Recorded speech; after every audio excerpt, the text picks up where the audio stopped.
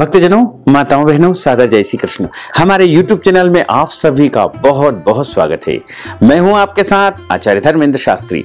सबसे पहले आपको और आपके पूरे परिवार को पुरुषोत्तम मास की बहुत बहुत शुभकामनाएं और बधाइयां। भगवान श्री लक्ष्मी नारायण जी का भरपूर आशीर्वाद आप सभी के जीवन पर निरंतर बना रहे। आप सभी सुखी रहें, स्वस्थ रहें, व्यस्त रहें और मस्त रहें। निरंतर उन्नति तथा प्रगति को प्राप्त करते रहें। आज हम आपको पुरुषोत्तम मास अधिक मास महात्म्य की दूसरे अध्याय की दूसरे दिन की कथा सुनाने जा रहे हैं। इस कथा को अंत तक जरूर सुनिएगा और सुनने के बाद अधिक से अधिक लोगों को शेयर भी करिएगा। बोलिए लक्ष्मी नारायण भगवान की जय, पुरुषोत्तम भगवान की जय। गुरुर् ब्रह्मा गुरुर्विष्णु गुरुर्देवो महेश्वरा, गुरुः साक्षात् परब्रह्म तस्मै श्री गुरुवे नमः। श्री अखंड मंडलाकारं व्याप्तं येन चराचरं तत्पदं दर्शितं येन तस्मै श्री गुरुवे नमः। कृष्णाय वासुदेवाय हरये परमात्मने प्रणतः क्लेशनाशाय गोविंदाय नमो नमः। वसुदेव सुतं देवं कंसचाणूरमर्दनं देवकी परमानंदं कृष्णं वंदे जगद्गुरुं। कृष्णाय वासुदेवाय हरये परमात्मने प्रणतः क्लेशनाशाय गोविंदाय नमो नमः। वरः पीडं नटवर वपुः कर्णयो कर्णिकारं बिभ्रद्वास कनककपीशं वैजयन्तीं च मालां। रन्ध्रान् वेणोर्धरसुधया पूरयन् गोपवृन्दैः वृन्दारण्यं स्वपदरमणं प्राविशत गीतकीर्तिः। कस्तूरीतिलकं ललाटपटले वक्षस्थले कौस्तुभं नासाग्रे वरमुक्तिकङ्करतले वेणुः करे कङ्कणं। सर्वाङ्गे हरिचन्दनं सुललितं कण्ठे च मुक्तावलिं गोपस्त्री परिवेष्टितो विजयते गोपालचूडामणिं। फुल्लेन्दीवर कान्तिमिन्दुवदनं वरहावतांसप्रियं श्रीवत्साङ्कमुदार कौस्तुभधरं पीताम्बरं सुन्दरं। गोपीनां नयनोत्पलार्चिततनुं गोपसङ्घावृतं गोविन्दं कलवेणुवादनपरं दिव्यांगभूषणं भजे दिव्यांगभूषणं भजे। करारविन्देन पदारविन्दं मुखारविन्देन विनिवेशयन्तीं वटस्य पत्रस्य पुटेशयानं बालं मुकुन्दं मनसा स्मरामि बालं मुकुन्दं मनसा स्मरामि। जय जय श्री राधारमण, जय जय नवल किशोर, जय गोपी चित चोर प्रभु, जय जय माखन चोर। मात मेरी श्री राधिका, पिता मेरे घनश्याम, इन दोनों के चरणन में मेरा बारंबार प्रणाम। मोहिनी मूरत श्याम की वो मन रही समाय, जो मेहंदी के पात में लाली रही समाय। धन यौवन एक दिन उड़ जाएंगे जैसे उड़े कपूर, मन मूरख तू राम भज क्यों चाटे जगधूर। राम कृष्ण दो एक है अंतर नहीं निमेष, इनके नयन गभीर है उनके चपल विशेष। सच्चिदानंद रूपाय विश्वोत्पत्त्यादि हेतवे तापत्रय विनाशाय श्री कृष्णाय वयं नुमः श्री कृष्णाय वयं नुमः। बोलिए श्री पुराण पुरुषोत्तम भगवान की जय, श्री लक्ष्मी नारायण भगवान की जय, श्री वृंदावन बिहारी लाल की जय, द्वारकाधीश भगवान की जय, गोपाल कृष्ण भगवान की जय, श्री गिरिराज धरण की की जय। श्री श्याम सुंदर यमुने महारानी की जय। जगत गुरु श्री वल्लभाधीश की जय। गोसाई जी श्री परम दयाल वे की जय। श्री गुरुदेव की जय। आज के आनंद की जय। लाडले लाल की जय। प्रत्येक 3 वर्ष में अधिक मास आता है, क्योंकि हमारे ज्योतिष शास्त्र में 2 प्रकार के वर्ष बताए गए हैं। पहला होता है सूर्य वर्ष, सूर्य वर्ष जो कि लगभग 365 दिनों का होता है, और दूसरा होता है चंद्र वर्ष जो कि लगभग 354 दिनों का होता है। सूर्य वर्ष जो कि एक संक्रांति से दूसरी संक्रांति तक जो महीना होता है वह 1 महीना होता है। इस प्रकार पूरे वर्ष में 12 संक्रांतियां आती है, और ये 12 महीने का जो वर्ष होता है उसे सूर्य वर्ष कहा जाता है। वहीं चैत्र से लेकर के जो महीने हमारे सनातन पंचांग में बताए गए हैं, उन महीनों की जो गणना होती है उसे चंद्र वर्ष कहा जाता है। लेकिन सूर्य वर्ष 365 दिनों का और चंद्र वर्ष 354 दिनों का, इन दोनों के बीच में जो 11 दिनों का अंतर होता है वो 3 वर्ष अर्थात लगभग 32 महीनों के बाद में 1 माह का पूरा काल हो जाता है, और उसे अधिक मास या पुरुषोत्तम मास के नाम से जाना जाता है।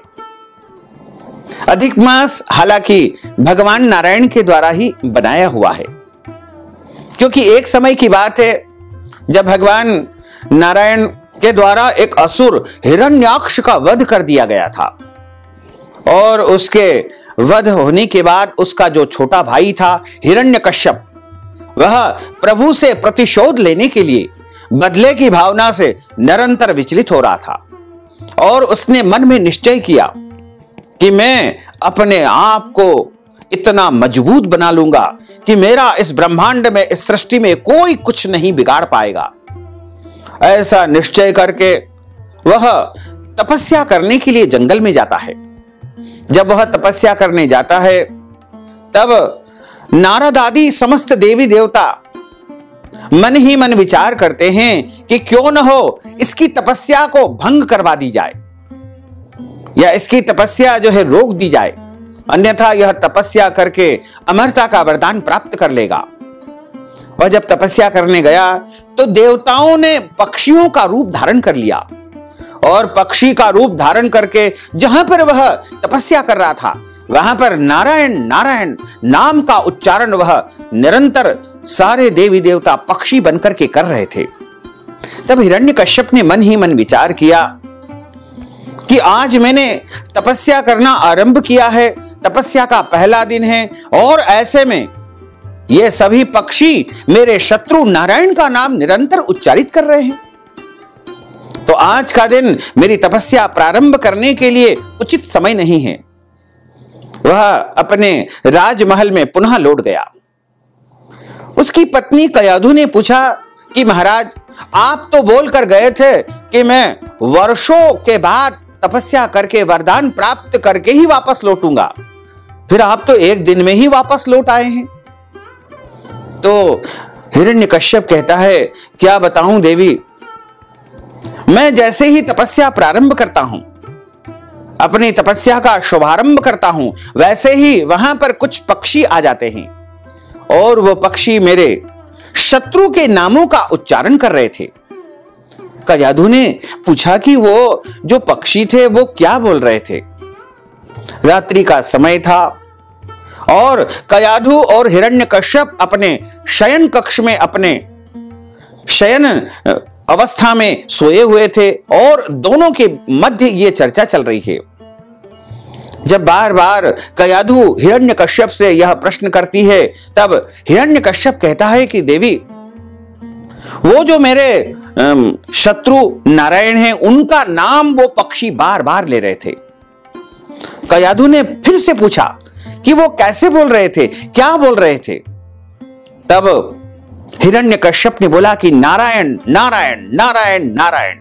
इस प्रकार हिरण्यकश्यप के मुख से बार बार उसकी पत्नी कयाधु नारायण नाम का उच्चारण करवा लेती है और ऐसे समय में दोनों पति पत्नी का समागम हो जाता है और कयाधु के गर्भ में एक बच्चा आ जाता है। अगले दिन प्रातःकालीन वेला में हिरण्यकश्यप पुनः अपने राजमहल से अपनी पत्नी कयाधु से कहता है कि आज मैं तपस्या करने जा रहा हूं और वरदान प्राप्त करके ही वर्षों के बाद पुनः लौटूंगा। वह वन में जाकर के तपस्या करने के लिए निकल गया।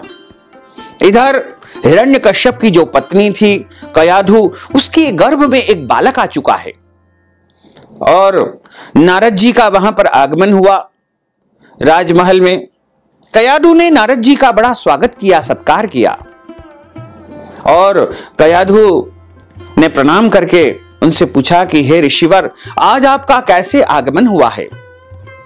तब महर्षि नारद कहते हैं कि देवी, तुम बड़ी सौभाग्यशाली हो, तुम बड़ी भाग्यवान हो कि तुम्हारे यहां एक विलक्षण पुत्र आने वाला है। तुम्हारे गर्भ में जो बालक आएगा, जो जन्म लेगा, वह बड़ा ही विचित्र और इस संसार में ख्याति प्राप्त करने वाला होगा।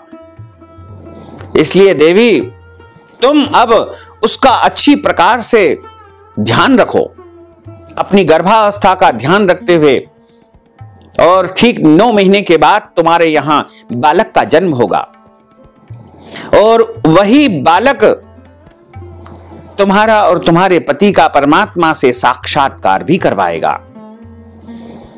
ऐसा कह करके और अन्य कई धार्मिक उपदेश दे करके नारद जी वापस वहां से अपने धाम को चले गए। इधर हिरण्यकश्यप लगातार ब्रह्मा जी को प्रसन्न करने के लिए कई वर्षों तक तपस्या करता रहा। बड़ी कठोर तप की उसने, अन्न जल सब कुछ त्याग करके जब वह तपस्या कर रहा था तो एक दिन ब्रह्मा जी प्रसन्न हो गए और प्रसन्न होकर के बोले कि हिरण्यकश्यप, तुम्हारी इस कठोर तपस्या से मैं अत्यधिक प्रसन्न हूं, बोलो क्या वरदान मांगना चाहते हो। तब हिरण्यकश्यप ने कहा कि हे प्रभु, यदि आप मुझ पर इतना ही प्रसन्न हो तो मुझे अमरता का वरदान दे दीजिए। तब ब्रह्मा जी बोले कि ऐसा संभव नहीं है। वो इसलिए नहीं है क्योंकि सृष्टि का नियम है, जो आया है सो जाएगा, जिसका जन्म हुआ है उसकी मृत्यु भी होगी। इसलिए अमरता का वरदान देना मेरे वश में नहीं है। कुछ और वरदान तुम्हें चाहिए तो मैं जरूर तुम्हें प्रदान करूंगा। तब हिरण्यकश्यप बोला कि आप मुझे ऐसा वरदान दीजिए कि इस सृष्टि में आपके द्वारा बनाए हुए किसी भी प्राणी से, न देवता से, न दानव से, न पशु से, न पक्षी से, किसी से भी मेरी मृत्यु न हो और आपके बनाए हुए वर्ष में, आपके बनाए हुए इन 12 महीनों में किसी भी माह में मेरी मृत्यु न हो और मैं अंदर मरूं न बाहर मरूं, मैं ऊपर मरूं न नीचे मरूं, मैं दिन में मरूं न रात में मरूं और मैं किसी भी प्राणी से मेरी मृत्यु न हो, मैं अस्त्र से नहीं मरूं और शस्त्र से भी नहीं मरूं और किसी भी तरह से मेरा वध कोई भी इस सृष्टि में बनाया हुआ इंसान, पशु, पक्षी, देवता, दानव, राक्षस नहीं कर सके। ऐसा वरदान मुझे दे दीजिए। ब्रह्मा जी तुरंत प्रसन्न हो गए और उसको तथास्तु का वरदान दे दिया। वरदान प्राप्त करके वह अपने घर आ गया। जब घर आया तो 9 महीना उसका व्यतीत हो चुका था और उसके यहां एक बालक का जन्म हुआ। उस बालक का नाम उन्होंने प्रहलाद रख दिया। प्रहलाद को गुरुकुल में भेजा गया और उसे दैत्यों की तरह शिक्षण देने का प्रयास किया, लेकिन एक भी शिक्षा उन्होंने दैत्यों के गुरुकुल से प्राप्त नहीं की। वह केवल इतना ही कहता रहा कि प्रभु से बढ़ करके इस ब्रह्मांड में, इस त्रिलोक में कोई और है ही नहीं, यानी नारायण के सिवा इस संसार का, सृष्टि का संचालन कोई और कर ही नहीं सकता है। प्रत्येक प्राणी में, प्रत्येक जीव में ईश्वर का वास होता है। ईश्वर अंश जीव अविनाशी, और परमात्मा ही सब कुछ करते हैं। जब गुरुकुल से शिक्षा पूर्ण होने के बाद हिरण्यकश्यप ने अपने सुपुत्र प्रहलाद को गोदी में बिठाया और उसको पूछा, तो वह लगातार भगवान की महिमाओं का, प्रभु की कथाओं का गुणगान करता रहा और एक बात को भी हिरण्यकश्यप की नहीं माना और लगातार प्रभु का वह गुणगान करता रहा। कुपित हो गया हिरण्यकश्यप।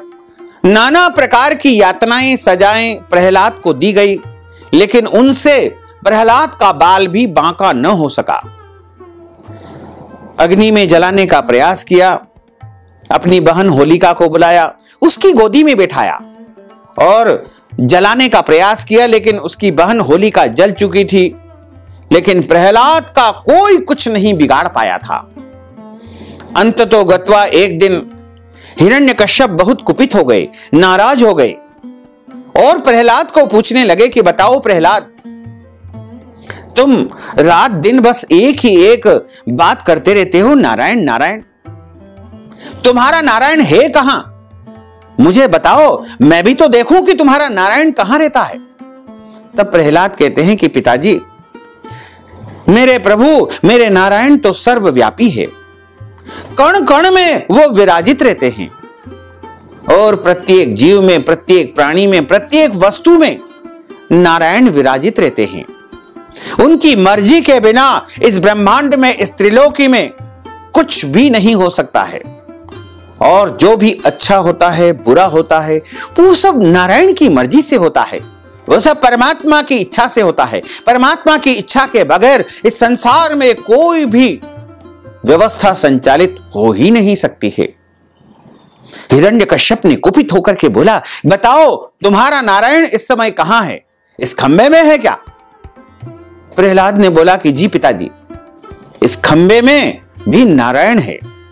और जैसे ही खंबे पर तलवार चलाई, वैसे ही वहां से भगवान नरसिंह का प्रागट्य होता है।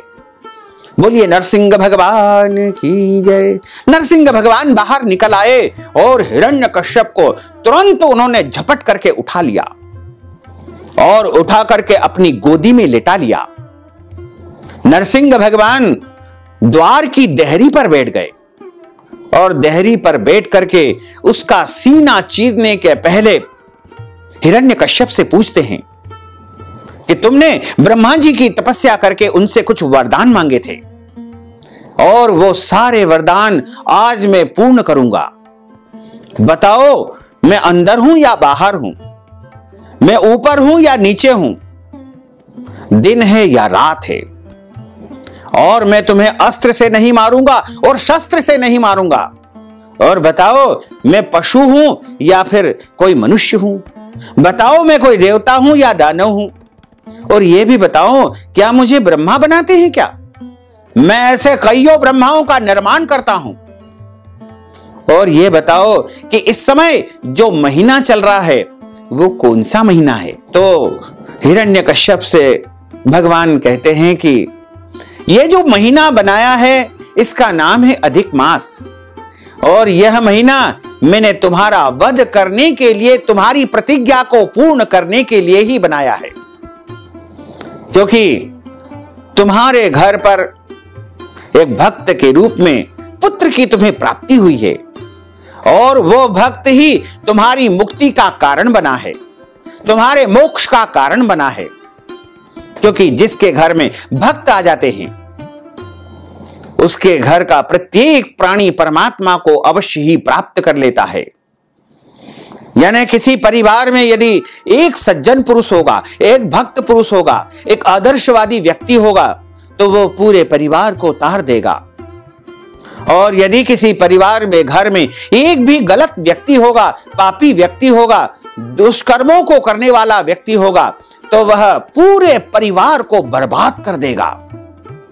तो तुम्हारे घर में प्रहलाद के रूप में एक भक्त आया है और उस भक्त की वजह से ही आज स्वयं मुझे आना पड़ा है। तब नरसिंह भगवान हिरण्यकश्यप का सीना अपने हाथों से चीर डालते हैं और चीर करके उसकी जो आंतड़ियां रहती है उसको अपने गले में धारण कर लेते हैं। तब सारे देवता आपस में एक दूसरे से प्रश्न करते हैं कि आज प्रभु को क्या हो गया है। इस दुष्ट राक्षस का प्रभु ने वध किया, वहां तक तो उचित है, लेकिन इसकी आंतड़ियों को अपने गले में क्यों पहन लिया है।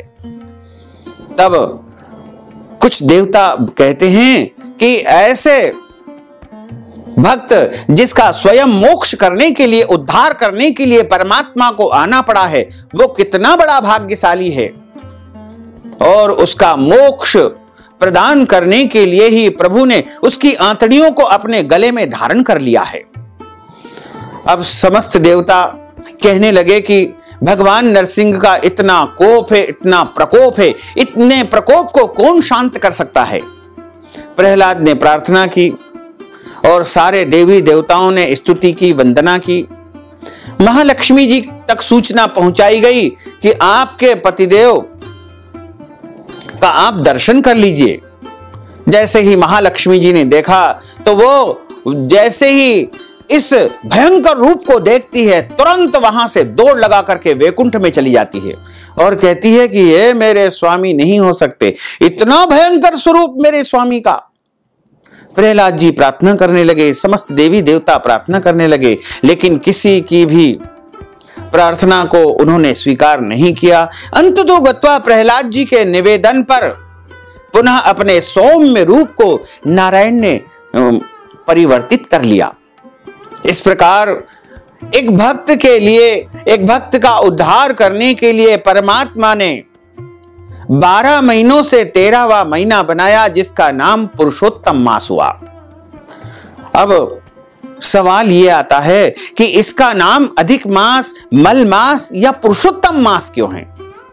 क्योंकि जब परमात्मा ने इस माह का निर्माण किया तो वह एक ज्यादा महीना हो गया, यानी एक स्पेशल महीना हो गया, एक अतिरिक्त माह हो गया, जिसे अधिक मास कहा जाने लगा। और कहा जाने लगा कि अधिक मास तो अशुद्ध है, अपवित्र है, और इसका नाम मल मास रख दिया। और तीनों लोकों में अधिक मास की बहुत निंदा होने लगी। सभी कहने लगे कि यह तो गंदा महीना है, यह तो अपवित्र माह है, इसमें कोई भी शुभ काम नहीं करना है, कोई भी मांगलिक कार्यक्रम नहीं करना है, कोई भी अच्छा काम नहीं करना है। जब चारों ओर इस प्रकार की चर्चाएं चलने लगी, तब अधिक मास मल मास में परिवर्तित होकर के बहुत दुखी हो गया, और दुखी होकर के वैकुंठ में जाकर के नारायण के चरणों में गिर गया। नारायण से प्रार्थना करने लगा कि हे प्रभु, मैं बहुत कुंठित हो चुका हूं, क्योंकि चारों ओर मेरी निंदा हो रही है। सभी लोग मुझसे नफरत करते हैं, मुझे मल मास के नाम से पुकारते हैं। अब मैं इस संसार में रहना नहीं चाहता हूं, मैं अपने प्राणों का परित्याग करना चाहता हूं। तब नारायण बोले कि अधिक मास, तुम चिंता मत करो, बताओ आखिर क्या कारण है जो लोग तुमसे इतनी नफरत करते हैं। तब अधिक मास बोला कि हे प्रभु, इस संसार में जितने भी लव है, नक्षत्र है, कण है, माह है, वार है, तिथियां है, उन सभी का कोई न कोई स्वामी होता है, कोई न कोई अधिपति होता है, कोई न कोई देवता होता है, लेकिन मैं ही एक ऐसा बिरला हूं जिसका न कोई स्वामी है न कोई अधिपति है, और मैं बिना स्वामी का हूं। इस कारण से सभी लोग मुझसे नफरत करते हैं और मुझे मलिन दृष्टि से देखते हैं, मुझे है दृष्टि से देखते हैं, मेरी निंदा हो रही है, और लोग मेरी चारों तरफ निंदा करने लगे हैं। तब भगवान नारायण ने अधिक मास का हाथ पकड़ा और हाथ पकड़ करके सीधे गोलोक धाम पहुंच जाते हैं। गोलोक धाम में परब्रह्म प्रभु भगवान श्री कृष्ण गोपियों एवं राधा रानी के साथ में बैठे हुए हैं। सुंदर सुंदर मुरली का गान वहां पर हो रहा है, और सभी वहां पर आनंद में बैठे हुए हैं। बड़ा ही सुंदर और आनंद का वातावरण वहां पर है और बड़ा ही तेजोमय प्रकाश गोलोक धाम से निरंतर प्रवाहित हो रहा है। भगवान नारायण हाथ पकड़ करके अधिक मास को वहां पर ले गए, लेकिन जैसे ही अधिक मास ने गोलोक धाम का वह प्रकाश देखा तो उस चकाचौंध में वह नारायण के पीछे छिप गया। तब भगवान कृष्ण ने जैसे ही नारायण की ओर देखा और बोला कि नारायण, आप अपने साथ किसको लेकर आए हैं और आपके पीछे यह क्यों छुप रहा है? तब भगवान कहते हैं कि हे प्रभु, मैं आपके समक्ष आज अधिक मास को लेकर आया हूं और अधिक मास की चारों ओर बहुत निंदा हो रही है। सभी इसका परित्याग करते हैं, इसका तिरस्कार करते हैं और यह निंदित होकर के और अपमानित होकर के मेरे पास आया, मेरे समीप आकर के यह शिकायत कर रहा है कि मेरा कोई अधिपति नहीं है, कोई स्वामी नहीं है। तो मेरी चहुं और निंदा हो रही है और सभी शुभ कार्यों हेतु मेरा परित्याग कर दिया गया है, इसलिए बहुत दुखी है। मैं आपकी शरण में इसे लाया हूं। अधिक मास ने परमात्मा भगवान श्री कृष्ण के चरणों में गिर करके उनको नमन किया, उनको प्रणाम किया। भगवान श्री कृष्ण ने उसे आशीर्वाद दिया और कहा कि जिसका हाथ स्वयं नारायण थाम लेते हैं उसको किसी और के पास जाने की आवश्यकता नहीं होती है। आज से स्वयं नारायण भगवान पुरुषोत्तम ही इस महीने के स्वामी होंगे। जिस प्रकार मेरे अंदर वरदान देने की सारी शक्तियां हैं, भक्तों की मनोकामनाओं को पूर्ण करने की सारा सामर्थ्य है, उसी प्रकार पुरुषोत्तम मास के अंदर भी सारी शक्तियां समाहित हो जाएगी। और आज से इस अधिक मास का नाम पुरुषोत्तम मास होगा। जो मनुष्य इस पुरुषोत्तम मास में दान करेंगे, पुण्य करेंगे, भगवान की कथाओं का श्रवण करेंगे और अच्छे कर्म करेंगे, श्रेष्ठ कर्म करेंगे, जब करेंगे तब करेंगे, उनको सामान्य महीनों की अपेक्षा करोड़ों गुना कहीं अधिक फल प्राप्त होगा। और यदि कोई मनुष्य पुरुषोत्तम मास की निंदा करेगा, इसकी बुराई करेगा, तो उसके जीवन में कष्ट और संकट उपस्थित हो जाएंगे। भगवान श्री कृष्ण कहते हैं कि जो मनुष्य इस अधिक मास पुरुषोत्तम मास में सूर्योदय के पहले स्नान करेगा, उसे करोड़ों तीर्थों में स्नान करने का पुण्य फल प्राप्त होगा। और जो मनुष्य प्रतिदिन प्रातःकालीन वेला में सूर्योदय के पहले या सूर्योदय के बाद में सूर्य नारायण को जल प्रदान करेंगे, उसको महान पुण्य फल की प्राप्ति होगी। और प्रतिदिन सुबह नारायण, तारायण और पारायण जो भी मनुष्य करेगा, उसके जीवन में कभी भी कोई संकट नहीं आएंगे, कोई भी मुश्किल या कोई भी समस्या उसके जीवन में नहीं रहेगी। नारायण का अर्थ होता है सूर्य नारायण को जल प्रदान करना, और तारायण का अर्थ होता है तारों को अर्घ प्रदान करना, और पारायण का अर्थ होता है पुरुषोत्तम मास की कथा का श्रवण करना या फिर उसका पठन करना, या भागवत जी पढ़ना, शिव महापुराण पढ़ना, या कोई भी भगवान के पवित्र ग्रंथों का पठन पाठन या पारायण करना, तुलसी जी की पूजा करना, दीप दान करना, ब्राह्मणों को भोजन करवाना, ब्राह्मणों को मालपुए का दान करना, और जप करना, तप करना, स्वाध्याय करना, और जितना हो सके भगवान नाम का उच्चारण करना, मंत्रों का जाप करना, यह इस पुरुषोत्तम मास में करोड़ों गुना पुण्य फलदायी सिद्ध होगा। इस प्रकार भगवान श्री कृष्ण के माध्यम से अधिक मास ने वरदान प्राप्त करके पुरुषोत्तम मास के रूप में अपना स्वरूप परिवर्तित कर लिया और स्वयं वैकुंठ में निवास करने लगा। अब पुरुषोत्तम मास कोई साधारण महीना नहीं है, यह स्वयं नारायण का स्वरूप होकर के वैकुंठ में निवास करता है। इसलिए सभी भक्तजन चाहे आप किसी भी धर्म के हो, किसी भी जाति के हो, किसी भी संप्रदाय के मानते हो, लेकिन आप सभी को सुबह सूर्योदय के पहले उठ करके स्नान करना चाहिए। और स्नान करने के बाद आप सबसे पहले सूर्य भगवान को जल प्रदान करें। सूर्योदय यदि नहीं भी होता है तो भी आप पूर्व दिशा की तरफ मुंह करके उनको जल प्रदान करें। उसके बाद तारों को जल प्रदान करें। उसके बाद तुलसी माता के यहां दीपक लगा करके तुलसी माता का पूजन करें। अपनी पूजा घर में दीपक जलाएं, मुख्य द्वार पर दीपक जलाएं, गौशाला में दीपक जलाएं, शिवालय में दीपक जलाएं और खुले आकाश में दीपक जलाएं। इस प्रकार दीप दान करना चाहिए। गौ माता की सेवा करना चाहिए, गौ माता की पूजा करना चाहिए और कांसे के बर्तन में मालपुए का दान करना चाहिए। वस्त्रदान, अन्नदान, गोदान और सबसे महत्वपूर्ण है पुरुषोत्तम मास की कथा का श्रवण करना। पुरुषोत्तम मास की कथा का प्रत्येक अध्याय बहुत महत्वपूर्ण है और यह कोई साधारण कथा नहीं है। यह बड़ी अद्भुत कथा है और बड़ी विचित्र कथा है। प्रत्येक मनुष्य को इन कथाओं का श्रवण जरूर करना चाहिए।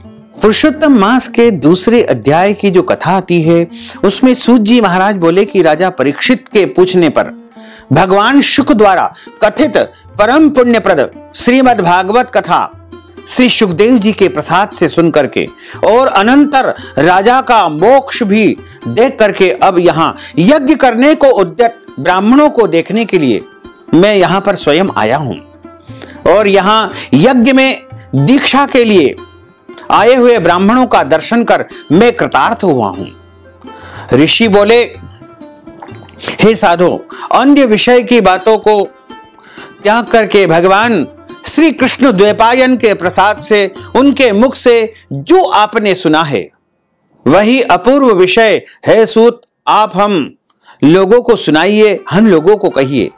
हे महाभाग, संसार में जिससे परे कोई सार नहीं है, ऐसी मन को प्रसन्न करने वाली और जो सुधा से भी अधिकतर हितकर है, ऐसी पुण्यमयी कथा हम लोगों को सुनाइए। सूत जी महाराज बोले कि विलोम, ब्राह्मण के चरु में क्षत्रिय का चरु मिल जाने से उत्पन्न होने पर भी मैं धन्य हूं। जो श्रेष्ठ पुरुष भी आप लोग मुझसे भी पूछ रहे हैं, भगवान व्यास के मुख से जो मैंने सुना है वह यथा ज्ञान में कहता हूं।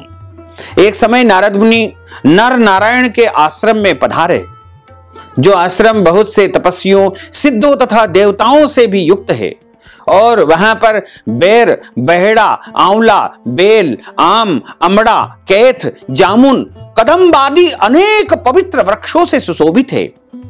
भगवान श्री हरि विष्णु के चरणों से निकली हुई पवित्र गंगा और अलकनंदा भी वहां पर बह रही है। ऐसे नर नारायण के स्थान में श्री नारद मुनि ने जाकर के उन परब्रह्म नारायण को, जिनका मन सदा चिंतन में लगा रहता है, जिसके जितेंद्रिय काम क्रोध आदि 6 शत्रुओं को जीते हुए है, अत्यंत प्रभा जिनके शरीर से चमक रही है, ऐसे देवताओं के भी देव तपस्वी नारायण को साष्टांग दंडवत प्रणाम करके और हाथ जोड़ करके नारद उस मुनि व्यापक प्रभु की स्तुति करने लगे। नारद जी बोले कि हे देवाधिदेव, हे जगन्नाथ, हे कृपा सागर सतपते, आप सत्यव्रत हो, त्रिसत्य हो, सत्य आत्मा हो और सत्य संभव हो। हे सत्यो ने, आपको मैं बारंबार नमस्कार करता हूं। मैं आपकी शरण में आया हूं। आपका जो तप है वह संपूर्ण प्राणियों की शिक्षा के लिए और मर्यादा की स्थापना के लिए है। यदि आप तपस्या न करें तो जैसे कलयुग में एक के पाप करने से सारी पृथ्वी डूबती है, वैसे ही एक के पुण्य करने से सारी पृथ्वी तरती है। इसमें तनिक भी संशय नहीं है। पहले सतयुग आदि में जैसे एक पाप करता था तो सभी पापी हो जाते थे। ऐसी स्थिति हटा करके कलयुग में केवल कर्ता ही पापों से लिप्त होता है। वह आपके तप की स्थिति है। हे भगवान, कलयुग में जितने प्राणी हैं सब विषयों में आसक्त है। स्त्री पुत्र ग्रह में लगा है, चित्त जिनका ऐसे प्राणियों का हित करने वाला जो भी हो और मेरा भी थोड़ा कल्याण हो, ऐसा विषय विचार कर केवल आप ही कहने के योग्य है। वही आपके मुख से सुनने की इच्छा से मैं ब्रह्मलोक से यहां पर आया हूं। आप ही उपकार प्रिय श्री हरि विष्णु है, ऐसा वेदों में लिखा हुआ है। इसलिए परोपकार के लिए कथा का सार इस समय आप कृपा करके मुझे सुनाइए, जिसके श्रवण मात्र से निर्भय मोक्ष पद को प्राप्त करते हैं। इस प्रकार नारद जी का वचन सुनकर के भगवान ऋषि आनंद से खिलखिला उठे और भुवन को पवित्र करने वाली पुण्य कथा का आरंभ किया। श्री नारायण बोले कि हे नारद, गोपों की स्त्रियों के मुख कमल के भ्रमर, रास के ईश्वर, रसिकों के आभरण, वृंदावन बिहारी, व्रज के पति आदि पुरुष भगवान की पुण्य कथा को मैं कहता हूं, जो निमेष मात्र समय में जगत को उत्पन्न करने वाले हैं। उनके कर्मों को हे वत्स इस पृथ्वी पर कौन वर्णन कर सकता है। हे महामुने, आप भी भगवान के चरित्र का सरस सार जानते हैं और यह भी जानते हैं कि भगवत चरित्र वाणी द्वारा नहीं कहा जा सकता, तथापि अद्भुत पुरुषोत्तम महात्म आदर सहित कहते हैं। यह पुरुषोत्तम महात्म दरिद्रता और वैधव्य को नाश करने वाला है, यश को देने वाला है, सत्पुत्र को देने वाला है, इस संसार में धर्म, अर्थ, काम और अंत समय में मोक्ष को देने वाला है। अतः शीघ्र ही पुरुषोत्तम मास का प्रयोग प्रत्येक मनुष्य को करना चाहिए। श्री नारद जी बोले कि हे महामुने, पुरुषोत्तम नामक कौन देवता है, उनका महात्म क्या है, यह अद्भुत सा प्रतीत होता है। अतः आप मुझसे विस्तार पूर्वक कहिए। सूत जी महाराज बोले कि श्री नारद जी का वचन सुनकर के नारायण क्षण मात्र में पुरुषोत्तम में अच्छी तरह मन लगा करके बोले। श्री नारायण बोले कि पुरुषोत्तम यह मास का नाम जो पड़ा है वह भी कारण से युक्त है। पुरुषोत्तम मास के स्वामी दया सागर पुरुषोत्तम ही है, इसलिए ऋषिगण इसको पुरुषोत्तम मास कहते हैं। पुरुषोत्तम मास के व्रत करने से भगवान पुरुषोत्तम प्रसन्न होते हैं। नारद जी बोले कि चैत्रादि मास जो है वे अपने अपने स्वामी देवताओं से युक्त है, ऐसा मैंने सुना है, परंतु उनके बीच में पुरुषोत्तम नाम का मास नहीं सुना। पुरुषोत्तम मास कौन है और पुरुषोत्तम मास के स्वामी कृपा के निधि पुरुषोत्तम कैसे हुए? हे कृपा निधि, यह आप मुझसे कहिए। इस मास का स्वरूप विधान के सहित हे प्रभु आप मुझे सुनाइए। हे सतपते, इस मास में क्या करना है, कैसे स्नान करना है, क्या दान करना है, इस मास का जप, पूजा, उपवास आदि क्या साधन है, आप कृपा करके मुझे सुनाइए। इस मास के विधान से कौन से देवता प्रसन्न होते हैं और क्या फल देते हैं? इसके अतिरिक्त और जो कुछ भी तथ्य हो कहने योग्य वह कृपा करके हे तपोधन मुझसे कहिए। साधु दीनों के ऊपर कृपा करने वाले और वह बिना पूछे कृपा करके सद उपदेश दिया करते हैं।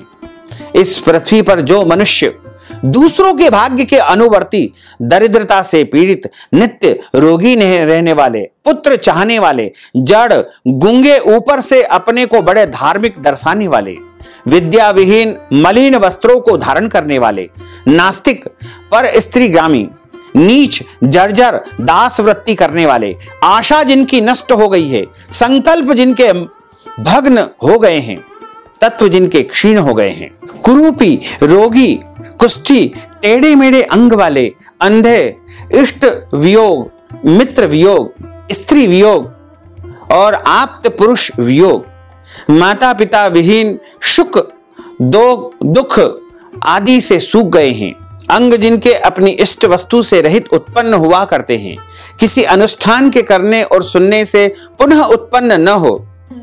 हे प्रभु, ऐसे प्रयोग हमको सुनाइए।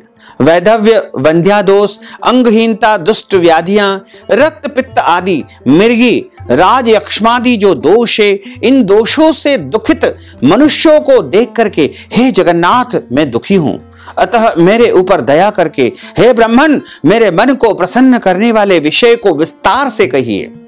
हे प्रभु, आप सर्वज्ञ हैं, समस्त तत्वों के आयतन हैं।